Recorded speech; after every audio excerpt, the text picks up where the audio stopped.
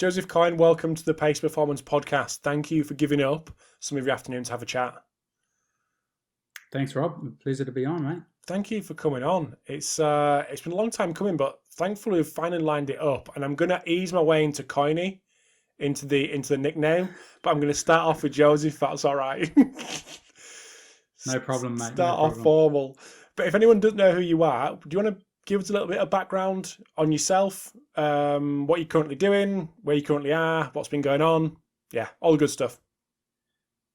Sure. So, look, I guess I might just like reverse engineer this to where I am currently to sort of how I started, right? So most recently I was with the UFC Performance Institute in Shanghai. I was the performance director there. And that was a really interesting job dealing with sort of mixed martial arts athletes. Prior to that, I worked at a school as a director of athletics and athletic development. This was on the Gold Coast, or just south of the Gold Coast in Australia. Before that, I had two jobs in China. One was with the Chinese Olympic Committee that was contracted through EXOS, or Athletes Performance as it was known there. There was a performance manager position out of the National Sports Training Centre in Beijing. And then immediately following that, I had a coaching job with the Chinese Track and Field Association, which was ran through the Olympics and then 2017 World Champs. And prior to that, before I even went to China, I had a sports injury and performance clinic, was what it was called. So it was like a private strength conditioning facility. I did some work and some research at Surfing Australia, all on effects of upper body strength and paddling speed. If people are interested, it's on ResearchGate. Please check it out. That was basically, prior to that, I'd come from New Zealand, where I did a degree, a 4-year undergrad degree in physical education, but you couldn't teach with that degree. You had to go and do another year of like a graduate diploma of teaching to actually go teaching. So I did that, and that was like 2000 to 2004, and then I came over to Australia in 2005. With the aim of playing rugby league, but I wasn't that good at it, and ended up falling into teaching, contract teaching, and personal training, and that sort of set the stage for my own clinic. As an exercise physiologist in Australia, they have these things called accredited exercise physiologists. So I was one of the early inductees into that, set up my own clinic, and then that led to the sort of doing a bit of work with athletes on the Gold Coast and Surfing Australia, and then getting involved with EXOS and going over to China. Nice, mate. So back from China now, what was the reason for making that jump away from China and then doing what you're going to do back in Oz? Yeah, look, so one of the really hard things after COVID was that it took a while for me to get it back in there to take up the contract, and then there was a lot of basically the family couldn't come back as well, and so the family were locked out. They were still actually in Canada, and so we when that finished up, I've come back to Canada, and we're just hanging here until we go back to Australia in the near future. Sorry, you're going back to Australia or New Zealand next? Australia. Okay. So I lived in Australia since 2005. Okay. We'll go back to our sort of home on the Gold Coast, just below the Gold Coast of Australia. I didn't want to get that wrong. No, it's all right. Piss anyone off. But we're gonna dive into some chat around plyometrics and jump training. It's something I did a mastermind on with Boo and Joel and Eamon Flanagan, and I think it's a topic that people are really, really interested in knowing more. I think it's one topic that the basics it's always good to revisit. Not that we're going to revisit the basics, but I think it's one topic that is essential for people to revisit the basics all the time. So I'm just going to ask you to dive into the testing options that we've got when it comes to plyos and jump training, and specifically your thoughts around RSI. Would that be all right? Yeah, you bet. So look, I guess the first thing that springs to mind when people say plyometrics is that I always just think of it as jump training, because if you have like if you want to say formal definition of plyometrics, it might be constrained by a time domain of like 200 to 250 milliseconds, a fifth to a quarter of a second, right? But a lot of the jumps we do in the gym will have contact times or time constraints that are much larger than that, and it's probably almost worthwhile just calling it jump training. So yeah, look, I've really got an interest in that area. In terms of testing for jump training, I've been lucky enough to work at the point end of the stick with track and field athletes, sprint and jumpers specifically. And yeah, look, what I've tried a whole heap of different tests. What I really settled on was a force velocity profile a la Samazino and JB Morone in a vertical jump, and then adapting that based on the sort of degrees or radians that you needed to decide what type of force projection angle you're going to use, whether it be, say, 40 degrees coming out of the blocks or 90 degrees going straight up vertically. And then so that's a big thing. And then there's all sorts of other options like coordination index, using arms with a jump and not using your arms with a jump, single leg options with that. And then, of course, your sort of pogos or repeated jumps, your pop type jumps, which are real stiff legs, where you might get the sort of 10-5 RSI. And before the sort of 10-5 became popular, we used to use just a 10-second repeated jump and get similar sort of metrics. But I really like the concept around the 10-5, using the 5 best and averaging that over 10 jumps and working from that. And obviously the reactive strength index, you need to be a little bit careful in the fact that some RSI mod is often confused for RSI. So when people are doing a counter movement jump on force plates and you can measure contraction time in a single counter movement jump, that's your reactive strength index modified, versus RSI might be something off a depth jump or repeated jump where you can calculate the contact time using a timing mat or force plates again, or a video camera as well. So why the increased popularity around the 10-5 repeated jumps versus the 10 seconds? Yeah, this was more just to be able to compare it to some of the research I was reading. Essentially, it does the same thing. Okay. It's really similar. The athletes I'd work with, depending on what type of strategy they're using, might get in sort of 11 to 12 jumps in that 10 seconds. And there's a whole heap of different ways you can do it. But yeah, and then going down that path of bilateral versus unilateral jumps. And look, as having worked in sort of speed sports, I'll definitely say that things like the pogo are going to be most related to your sort of maximal velocity type running, and a good barometer of, if you're improving that, it's highly likely that you'll also be improving what's happening at maximal velocity. That was one of the next questions, actually. How specific do you think the test needs to be versus what's actually going on in competition? Like you say, track athletes and the ground contact time that they're going to be exposed to. How specific does the test need to be to reflect that? Yeah, so look, my opinion is that you should always actually, and I steal this from Jeremy Shepherd, always the preparation framework has to serve the performance model. So if you want to look at something, you should look at it in that sport. So, and what the athlete is actually doing. So for instance, it's very easy to get contact times and flight times during a person running. It's much more relevant to what you need to work with, and the interventions you based off this analysis will be much more meaningful to improving performance of, say, a person sprinting, collecting their flight time and their contact time, and having a look at, say, RSI. If you want to have a look at RSI from a person sprinting, then it will be doing a pogo in place and then trying to infer. It's like a second order effect versus a first order effect. Look at the thing that matters most and get your data from that and try and make interventions based on that. However, things like a pogo jump and using a 10-5 are pretty closely related, or should be pretty closely related to that. But I would say, first things first, look, if you want to do it to improve speed and running, look at the actual contact times and flight times and stride lengths of the actual athlete when they're sprinting, and then maybe compare and contrast with the 10-5 RSI in this position, but base most of your information and decision making on the actual sporting action, in this case, e.g. sprinting. If you're working with a sport, for example, basketball, when max velocity is maybe never reached in a game, would that alter your testing options that you prefer? Yeah, for sure. Like obviously, you might not look at a sprint, but you'd look at, like, the bilateral jumps would become much more in vogue for decision making around the sport. So, for instance, a bilateral jumper isn't going to be that relevant for a sprinter or even a long jumper.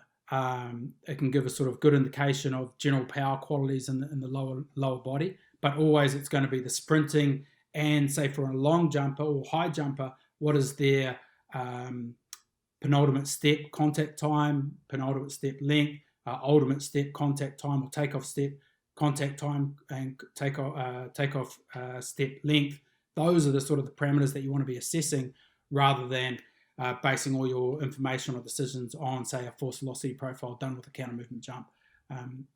And again, it's just the priority of where you would place things. Not that they're not useful, but the actual sporting event and understanding what's happening with those time domains and that sort of analysis is really important. I was going to ask. Go on, mate. Go on.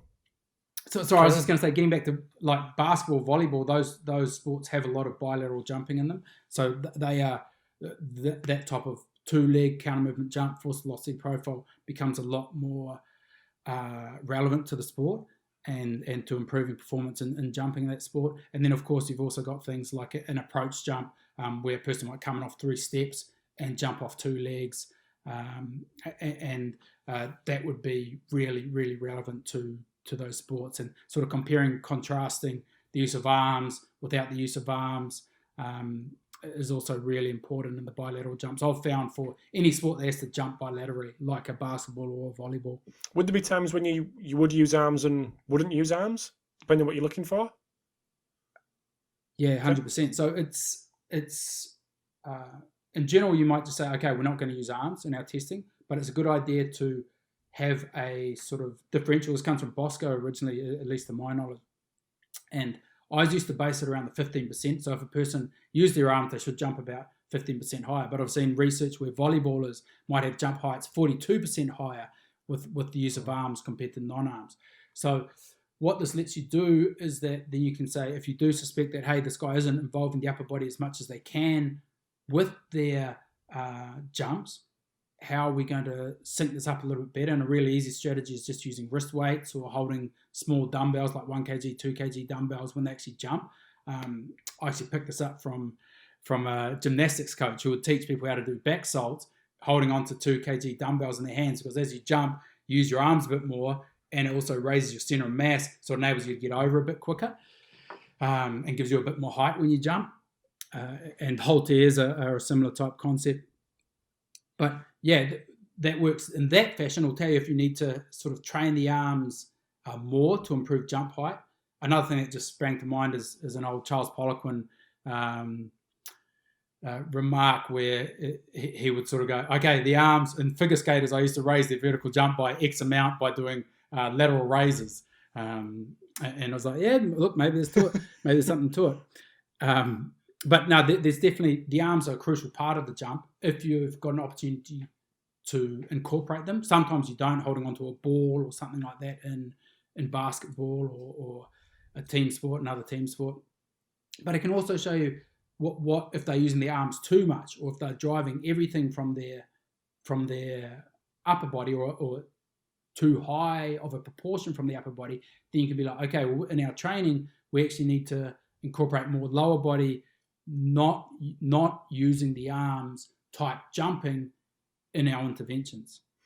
You mentioned force velocity profiling a couple of times. Would you be able to take us through the process that you would go through to develop that force velocity profile? Yeah, sure. So basically 2 types of jumps, either a standing jump or squat jump or a counter movement jump.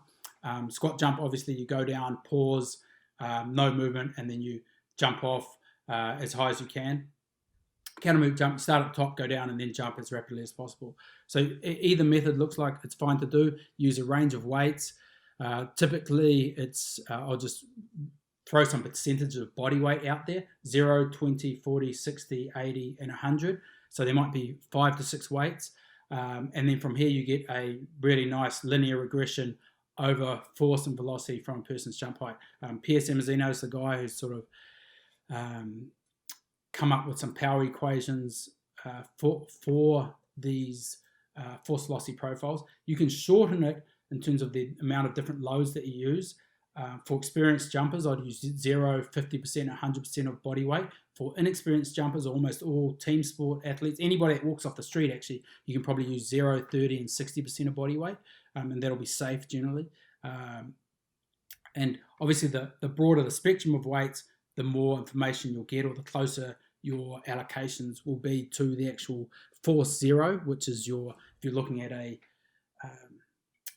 graph or a figure, your force will be normally on the vertical axis, and that'll give you the best approximation of where that might be. So yeah, you do this, and then the thing with Samazino's work and Morin's work is that they have, based on your leg length, which dictates how much, and also leg length and also squat depth, which dictates how much work you put into the floor before you jump, along with this force velocity profile and the amount of power, which is the product of force and velocity that you produce. They'll generate an optimal slope for you. So this will tell you whether you need more velocity generated or need more force to be generated to optimize your power. So the two goals are, one, just to increase power production, and the other one is to optimize that slope. And just because, I will say there's a caveat there, is just because people might come up as being velocity dependent, it doesn't mean they're slow compared to others. It just means that improving velocity for them will increase their overall power production and should enable them to jump higher. The second caveat is that this is just for a bilateral vertical jump, either a squat jump or a counter movement jump, depending on what you're doing. It doesn't necessarily mean that it'll hold true for other activities that are based around lower body power, like sprinting, for instance. So that's one thing that you just need to be aware of when you're trying to apply this, and it's a great general marker of lower body power. And especially if there's bilateral jumps in the sport, and you can make inferences from that, then that's great. If there isn't, then like I said, you should take that information and also marry it with what's actually going on in the sport, especially if you want to look at sprinting. Let's have a look at the output of that force velocity profile and what you would do with it. So someone that needs to improve the velocity side of things, what would that then lead you to? What's the thing that instantly comes to mind? Okay, that person's training needs to have this. What's the theme that runs through that for that person? Yeah, sure. So a lot, say there might be a few things, but there might be a little bit of touch on sort of moderately weighted implements, maybe up to 30 to 40% body weight. And then from there, you go to the other spectrum of unloaded jumps, or say roller push-offs, things where you're unloaded. So jumps that are a little bit heavier and a little bit slower than what you do with body weight, and jumps that are a little bit faster or even much faster than what you do with body weight, or and lighter than what you do at body weight.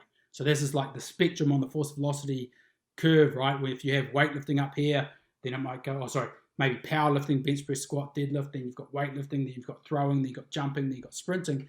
Whatever activity you want to improve, you want to work each side of it on that force velocity curve to get the adaptation you're after. So if it's sprinting, you want to be sprinting at something slightly lower than your body weight, or something faster than your maximal. You want to be sprinting at something slightly heavier than your body weight and something slightly slower than maximal to get changes at that particular point of that force velocity curve. And that will ring exactly the same on the force side? Yeah, 100%. Like, it's one of the interesting things, or just something I always think about. If we say that, say, sprinters should lift weights and because weights will help them, should weightlifters be sprinting to help them to improve their sport? So yes, there might be some arguments for that, but in general, you should be lifting weights to improve your sport at just a little bit faster, or a little bit lighter, or a little bit slower, and a little bit heavier than what you actually need to do in your sport. My next question was going to be around jump strategy, but I guess that kind of fits in with this force velocity piece. But I think there's a lot of talk around identifying jump strategy to be able to program off the back of it. Is that something that you take into account? Yeah, look, in terms of like eccentric force, eccentric acceleration, things like that. Also, like contraction time length and length or size of the counter movement are things that you might consider for sure. In general, and this is some research I read ages ago, I can't recall who wrote it, but in general, your fast twitch guys will have less of a dip and it'll be faster eccentrically versus the slower twitch guys need more time to produce the force to get them airborne, basically. And so, 100% you can program off that.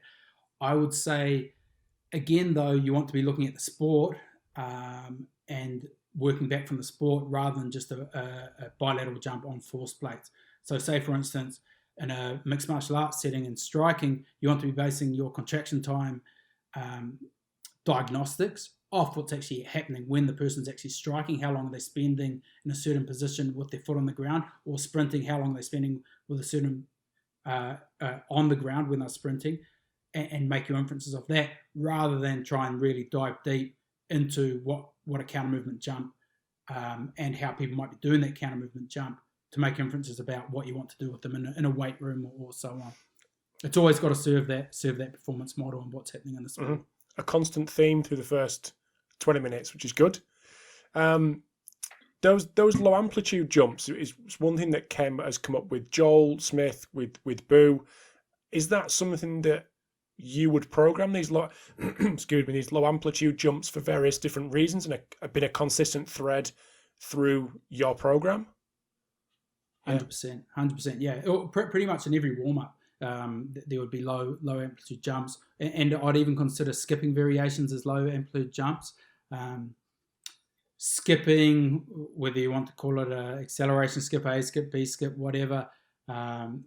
Sometimes these drills get a bad rap, but one thing they do is they are a low amplitude stimulus on the lower leg, and it really helps.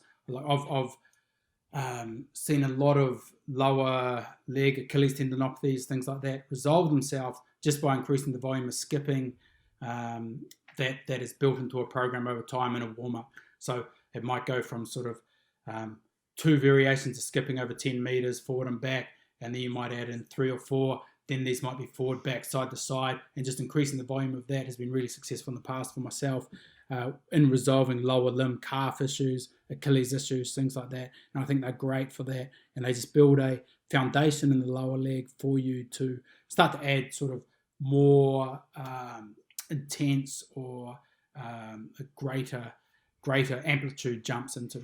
Can those be used with heavier athletes who aren't able to get those, what we traditionally may think of the high intensity plyometrics? They can actually get that stimulus that runs through without being super intense and potentially injurious?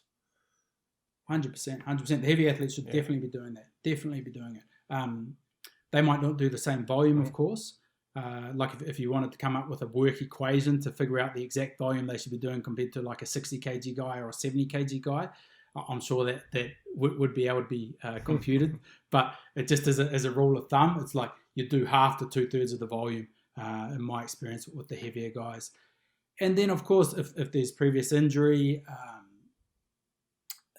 if there's other factors going on, surface, for instance, are they doing it on grass? Are they doing it on asphalt, gym floor? I've been in some gym floors that are really hard. All these factors might dictate how much volume you're going to use with them. But 100%, I'd recommend it. It'll make a massive difference. Yeah, that's one thing I wanted to ask you actually about the surface and how much notice we actually need to take that into account when programming plyometrics, and how much of an effect that can actually have.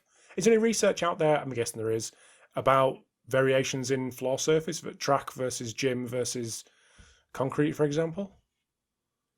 Yeah, look, I'm sure there is as well. I'm not 100% aware of it, but definitely from anecdotal experience, like there's massive amounts of difference in grass, track, gym floors. Some gym floors are just as hard as asphalt, and it's or concrete, and you got to be careful with that. And it's like things I always say, and for any good program, you need to have a lot of logistically, you need to have a lot of space. You need to have a soft floor. if you want to do the things you want to do. So whenever I walk into like a club or a team or some type of performance institute, it's always what's the flooring like and what's the space considerations like.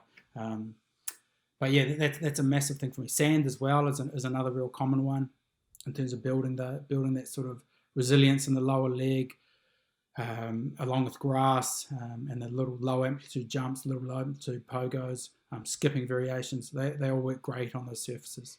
Going off piste here a bit, mate, but were you involved in the, I'm guessing you were, the UFC Performance Center in China and the setting up of, yeah. Wowza. Not in the design of it or in the setting up. By the time I'd got in there, everything had pretty much been signed off and it was just assembling the pieces there. But yeah, cool facility, great facility. Unbelievable. I went to the one in Vegas 2 years ago. I'm one of the many people that have probably visited and text Duncan saying, "Can you show me around?" But yeah, the China one looks incredible.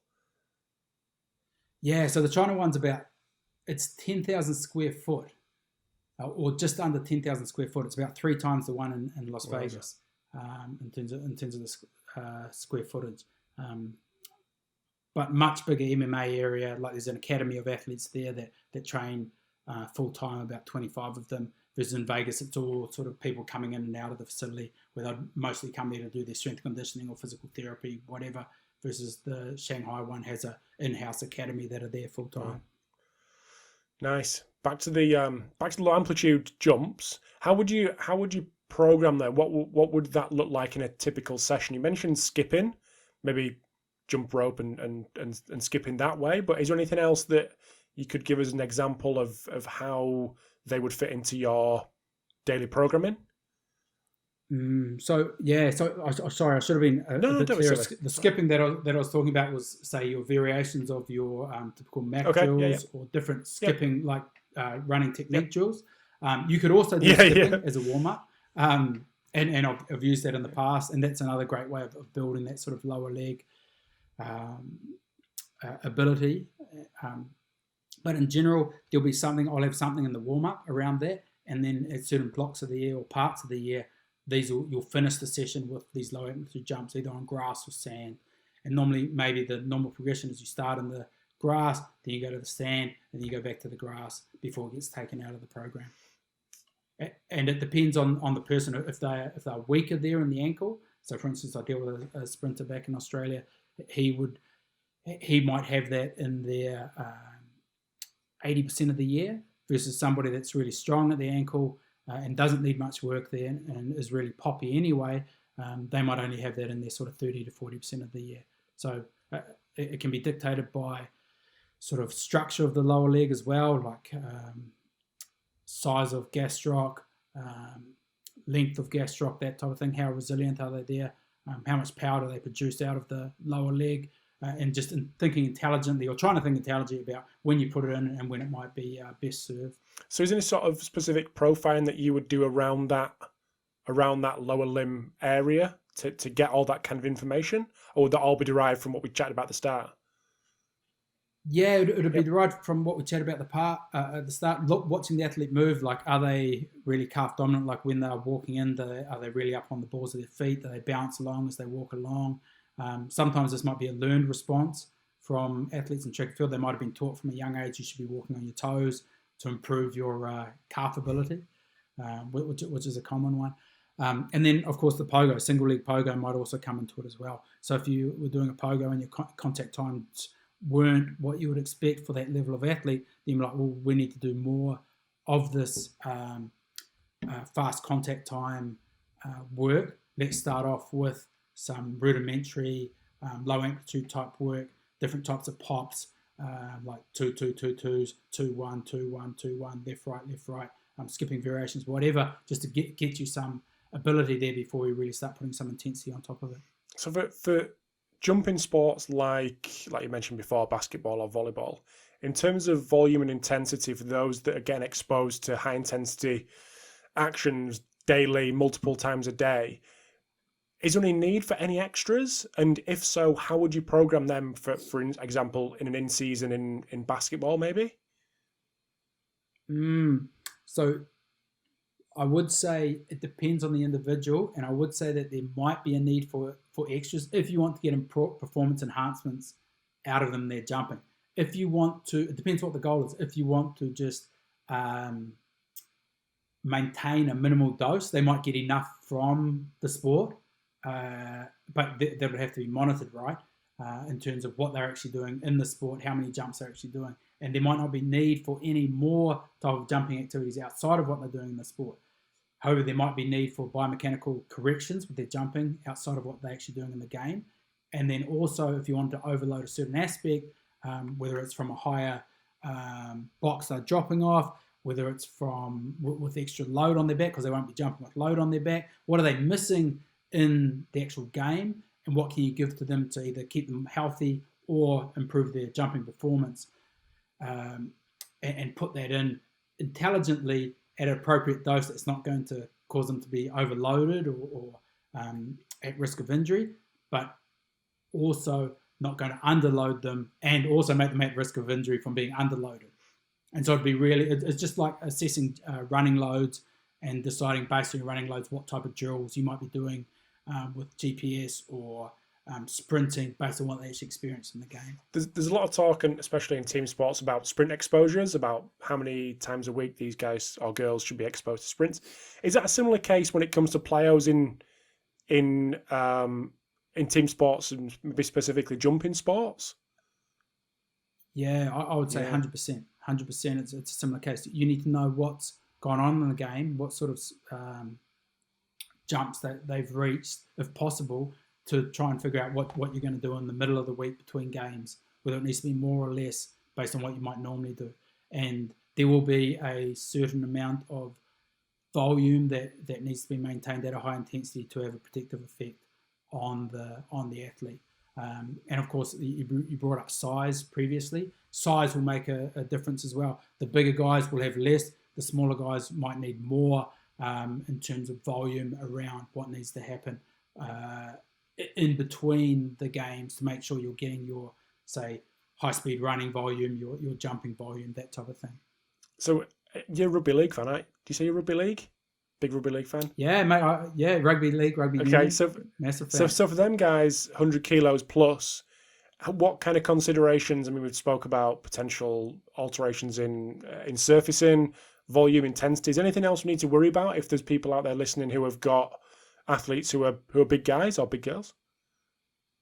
Yeah, so definitely just a lot of the rugby union, rugby league guys, like they're made of concrete in terms of like they don't blend that well. So those type of movement considerations would be really important. Like and movement qualities would be really important. And then it's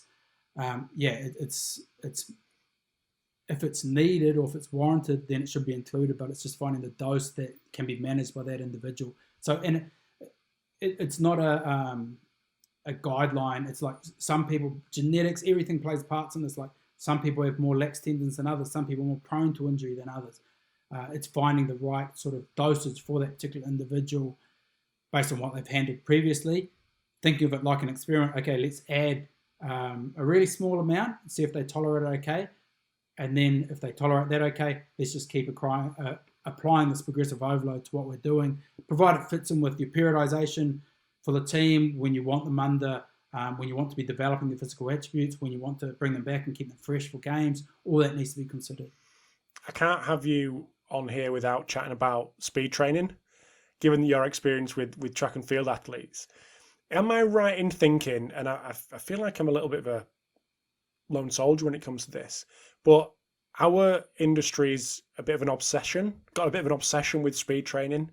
Is that just me, or is that reflected in what you see as well?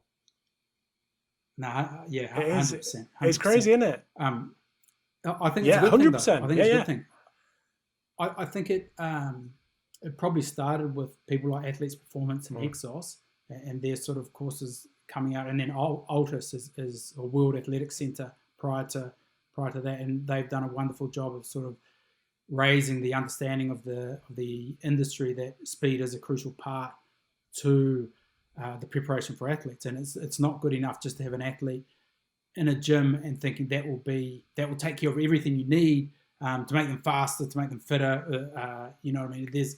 There has to be some application of and some knowledge of what constitutes appropriate shapes or technique for running fast. And I would say the next thing that will become an obsession will be jumping. So just like speed technique, there's technique to jumping. There's technique to what your penultimate and ultimate step should be, cut steps, all these types of things that you might pick up from a high jump coach or a long jump coach, especially if you're involved with jumping sports like basketball, volleyball, if you're involved in sports,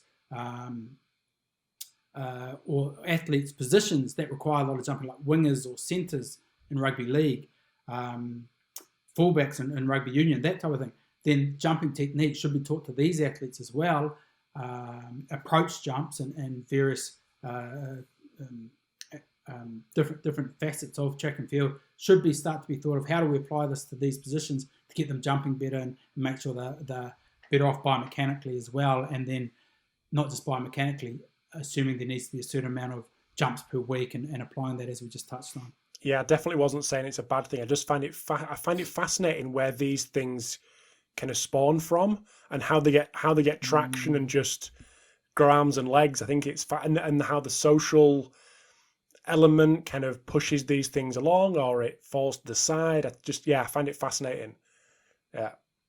For sure. No, yeah, it's I think it's a really good thing. But I think we just have to be wary. It's also not at the expense of athletes being weak in the weight room too. Like in a lot of in say athletics, you don't need to be as strong as what you need to be in a football code, like a contact sport football code. So you always got to remember that what's being applied to sprinters, they don't have to overcome as much mass as what might a rugby league player who has to run into a wall of 5 people has to. So there's those considerations too. So it just needs to be that filter put on it and understanding that you need to cover your bases. You need to take care of sprinting technique, make sure there's adequate volume, but you also can't let the ball drop, so to speak, in the weight room at the same time. So with all that in mind, from a team sport coach perspective, what are the biggest things that we can learn from sprint coaches, from track and field coaches, which are applicable to take back into these chaotic environments? So yeah, first and foremost is just around the running technique, and then also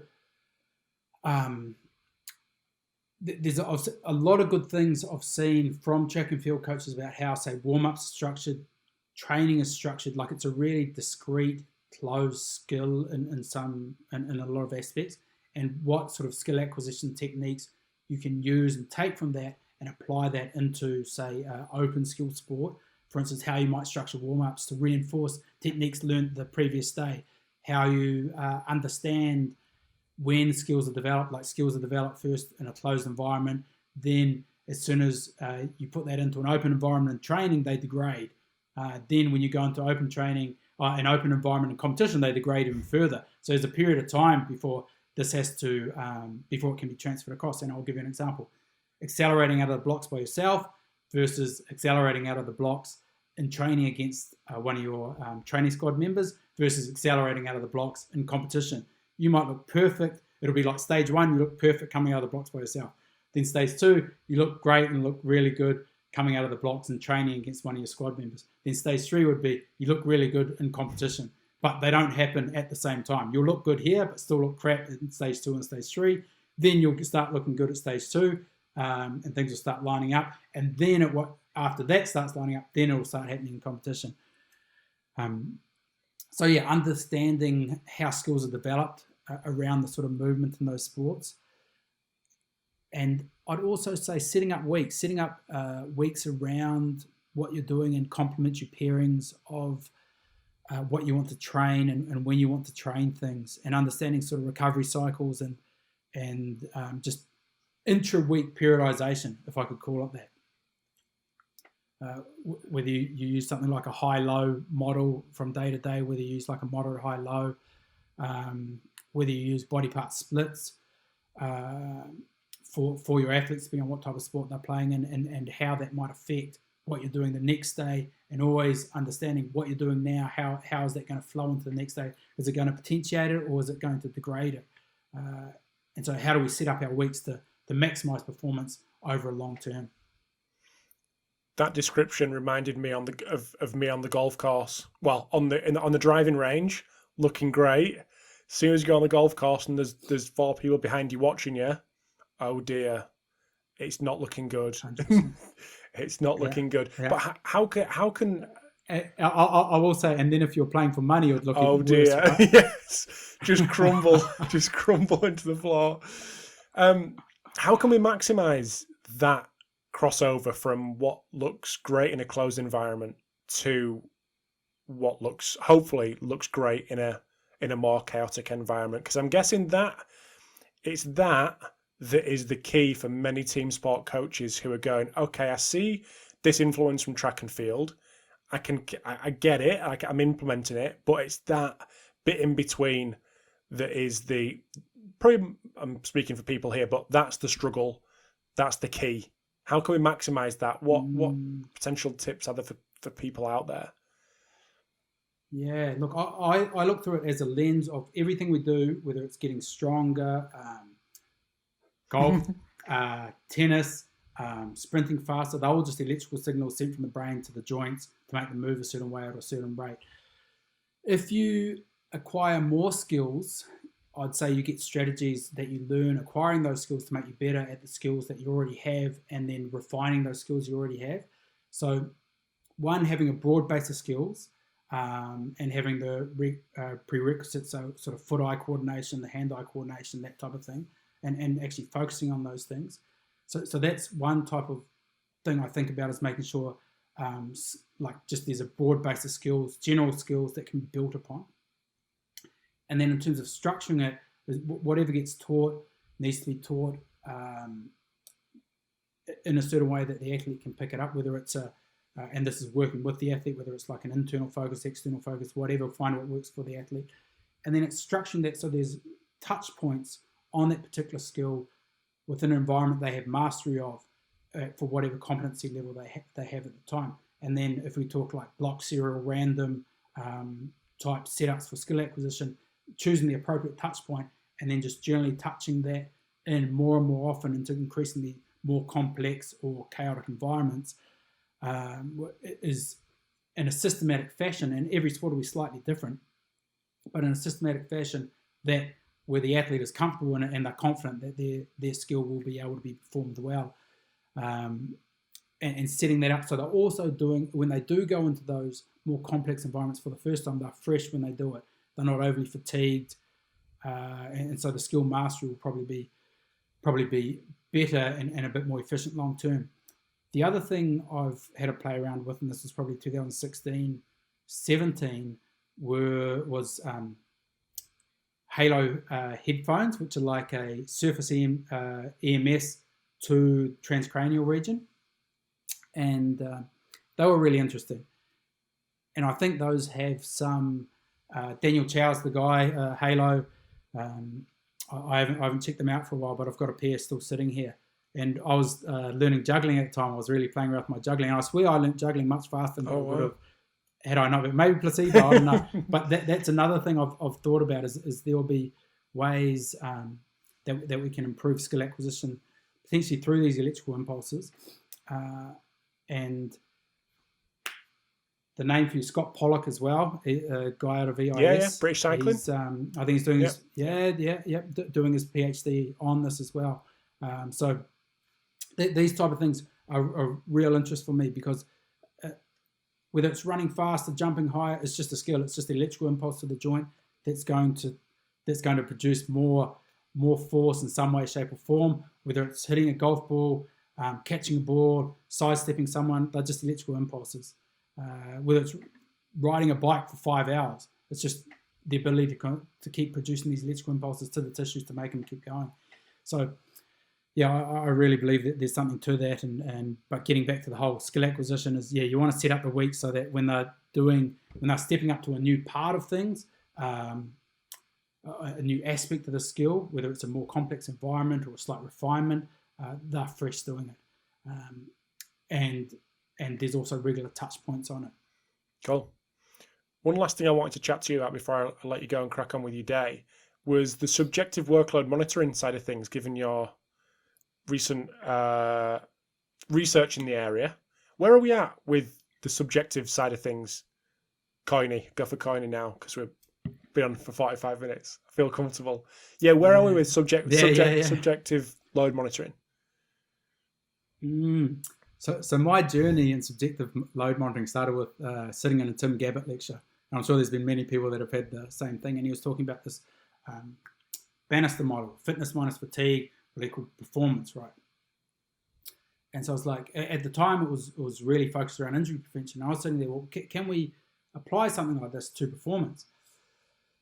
And so that was the genesis of my PhD. In terms of the subjective training load, the reason why I chose that was that the SRPE is probably the most holistic measuring tool we can use for athletes that takes into account your perceptual, physiological responses. Obviously, in some sports, there'll be some measures that will be more applicable, like power in cycling or heart rate in cycling, something like that. You'll probably use those over something like SRPE. But if there's something like an open skill sport, SRPE would probably be the choice and the best measurement tool that we have available at the moment. And so, yeah, the idea was, look, let's see how SRPE training load, which is there's a bit of confusion. People get confused with SRPE and SRPE training load. SRPE is just a rating of perceived exertion. It's just a rating at any point in time of how hard something is.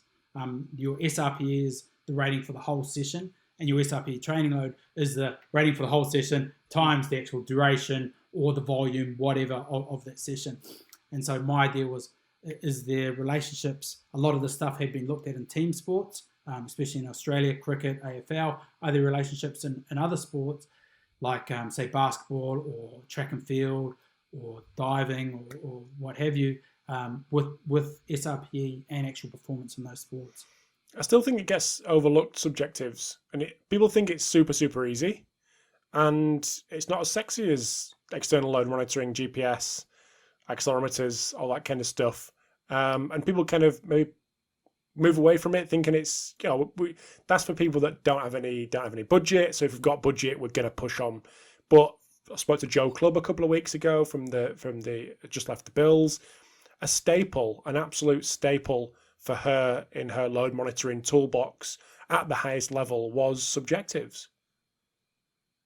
100%. It would be my first choice. Essentially, your SRPE is it's coaching. It's what coaches do. Coaches will look at athletes and decide how they've responded to the session, then make plans for the next session. Now, this is just a way of formalizing that and adding to that knowledge base. You know what I mean? Because all coaching is subjective based. It's based on experiential learning. It's based on looking at what's happened in the athlete in the session. It's based on looking at how the athlete's coming into the session. Are they talking more than normal? Are they talking less than normal? Are they looking down? Are they looking up? When they're in the session, are they performing well for what they should be doing? Is there a pecking order irregularity? Is somebody they normally beat up on or do better against, are they now on the other end of things? So this will all determine what's going to happen from here moving forward. And the SRPE is the closest thing we have to that will help coaches formalize that and understand how the athletes have rated the session and how the session has affected the athletes. Of course, it should be complemented with your external load markers like your distance, your GPS, whatever, accelerometry to get a better understanding. But it would be my sort of the thing that I'll base most of the decisions around in a lot of sports. Again, say if you talk about something like cycling, you might not use it. Or I would also say if you're dealing with a squad of athletes that's maybe only 1 to 4 athletes, like track and field, this is really common, you might not need to do SRPE because you're going to be with the athletes so much, you're going to understand and be talking to them so often, they're going to understand how the sessions have affected them. But it's still a really nice way of formalizing that response from the session. And by SRPE, session RPE? Yeah, session RPE, exactly. Yeah. One last thing. Have you got any tips for people who are wanting to collect subjectives that will allow them to do it effectively and get some really solid, good data to work with? Yeah. So first of all, it's explaining the concept to the coaches and making sure they understand why it might be happening and why the athletes, also to the athletes, so they understand why it's happening and what they might be getting out of it, and how it might be used to sort of gain more understanding about how they are affected from the sessions, because that's crucial. The stakeholders have to be involved in it. And then also outlining common ways that these things might be manipulated. Like I'm sure everybody's heard of stories where athletes might feel like a rest day the next day and rate things 9 out of 10, just so the coach might change their plans or something like that. But just making sure that the athletes understand, look, guys or girls, for this to work well, you guys have to be transparent with us when you rate these sessions. Otherwise, it's not going to work well, and your performance might be compromised as a result based on the decisions we make if you try and manipulate the system. So that's one thing. Then it's understanding the scale and that it's not a linear scale. For instance, 3 is moderate, 5 is hard. And the reason that it's like that is it mirrors heart rate responses, like the SRPE or the RPE scale is derived from heart rate, and the 6 to 20 was originally your heartbeats times 10. So if you scored a 10 on the 6 to 20 RPE scale, that was 100 beats per minute, basically, is what it would dictate or signify. And there's this exponential part to it that also makes a big difference when you start to calculate training load, because if you rate things, for instance, if you do a really hard session that's an 8, that is, in physiology, that's exponentially harder than if you did a moderate session, for instance, which is a 3. So that makes a big difference when it actually comes down to crunching the numbers. And then the last thing I'd say is the athletes should be trained in the scale. One of the best ways of doing that is using a thing called the blackness test, where there's different shades of black, basically, from white to greys, all the way to black. And then they match this with the verbal descriptors of the scale. And this is one way of basically quiz them on that. And then this helps them rate their own sessions with more accuracy. And so look it up, blackness scale. One thing I did forget to mention was always use the verbal descriptors first to give the number. Don't do the number to give the verbal descriptor. So it's not a bad idea to have numerically blinded RPE tables where they will choose the verbal descriptor. How was the session, Rob? It was hard. Okay, that's going to be a 5. All right. How was the session, Rob? That was moderate. Okay, that's going to be a 3. So always use the verbal descriptor first before applying the number to that. Would you have the scale there all the time, so when they're rating it, they can visually see it? Yeah, okay. I would. I'd have the verbal descriptors for sure, all the time, and it's got to be done privately, so there's no peer presence on the rating. It seems to be pretty. They call it temporally robust, so you can probably record it up to sort of maybe 48 hours afterwards, but generally speaking, around half an hour after the session would be recommended. If it's done too early, there'll be a recency bias where they might be, that session was hard just because the last 10 minutes, they got flogged in the last 10 minutes, but the preceding 2 hours is pretty easy. So there's those type of considerations as well, like when you collect it and having a time window. Maybe it's like 30 minutes and 90 minutes after the session. And whether it's done through an athlete management system like Kitman Labs or SmarterBase, or whether it's done with pen and paper, again, make sure the verbal descriptors are there, and then the athlete can rate it, then apply the number from the verbal descriptors, whether it's a CR10, so over 10, or a Centimax scale, which is over 100. But those would be the keys. And one thing you always see is the scale with red at the top, green at the bottom, and this varying colour chart in between. Is that something that should be avoided? Not associating colours with it? Yeah. So generally, it should be avoided. I have seen some research that has looked at RP scales using colours and whether those are valid with scales that don't use it, and it looks like it might be okay. But at this stage, I'd say generally it should just be black and white, because people associate colours with different intensities. And I know Aaron Coots is one of my supervisors for the PHC. He's big on that.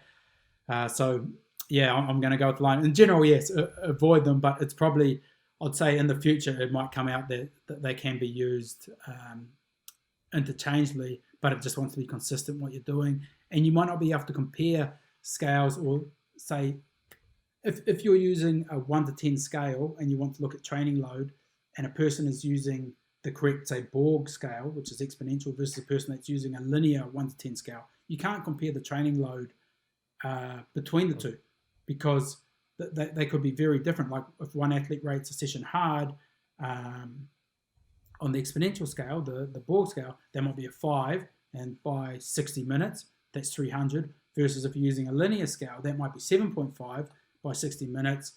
What are we there? That's like 420 units. So it's going to be quite different. And so you can't compare apples with apples in that state.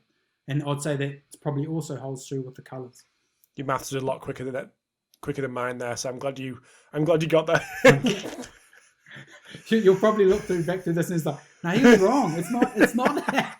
It sounded right to me. It sounded quick. It sounded right and better than what I had in my head. So I'm glad you got there first. But mate, it's been an absolute pleasure to chat. It really, really has. Anyone that wants to touch base with you and chat about anything that we've just discussed, or anything else for that matter, where's the best place? Mate, yeah, I'm on social media, Instagram, Twitter is Joseph Coyne, just my name. If people want to reach out to me by email, you can have my email. It's just my name at me.com or iCloud.com. More than happy to chat over things, and if people have queries or concepts they want to go over, jumping, what have you, jumping considerations. Like I love that stuff. I eat that up. I love nerding out about it. And training load also, I love nerding out about that as well. So yeah, if there are any questions or comments, and yeah, love to keep discussions going. Perfect. Well, hang around. We'll have a little chat afterwards. But officially, I'll say thank you very much, and I'll let you go. But top man, great to chat. Thanks, mate. Thank you, sir.